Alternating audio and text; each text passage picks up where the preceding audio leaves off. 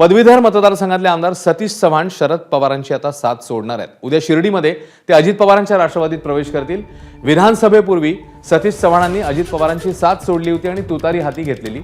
यावेळी सतीश चव्हाणांचं 6 वर्षांसाठी अजित पवारांच्या राष्ट्रवादीने निलंबन केलेलं। आता निलंबन मागे घेत सतीश चव्हाण उद्या अजित पवारांच्या राष्ट्रवादीमध्ये प्रवेश करणार आहेत।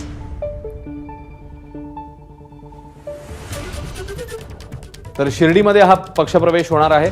पदवीधर मतदारसंघाचे आमदार आहेत सतीश चव्हाण आणि आता ते शरद पवारांची साथ सोडून अजित पवारांकडे जात आहेत। अजित पवारांच्या राष्ट्रवादीत ते उद्या प्रवेश करतील।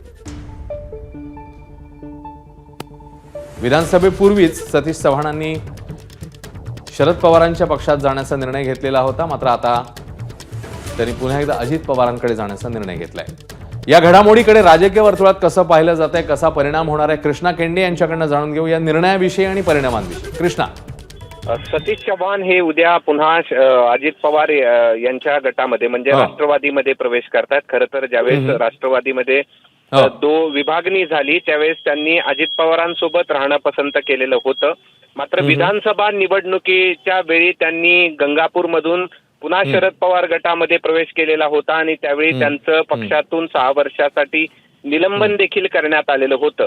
मात्र हे निलंबन या ठिकाणी आजच राष्ट्रवादी पक्षाकडून मागे घेतलेलं आहे आणि उद्या जो 2 दिवसांचं शिबिर होत आहे राष्ट्रवादीचं, यावेळी ते पुन्हा एकदा अजित पवारांसोबत म्हणजेच राष्ट्रवादीमध्ये ते प्रवेश करतायत। यामुळे खरं तर पदवीधर मतदारसंघाचे ते आमदार आहेत, मराठवाडा पदवीधर मतदारसंघाचे, आणि निश्चितच मराठवाड्यात पुन्हा एकदा अजित पवारांना बळ मिळाल्याशिवाय राहणार नाही, कारण की सतीश चव्हाण हे पुन्हा एकदा त्यांच्या पक्षामध्ये प्रवेश करतात। अश्विन, एबीपी माझा, उघडा डोळे बघा नीट।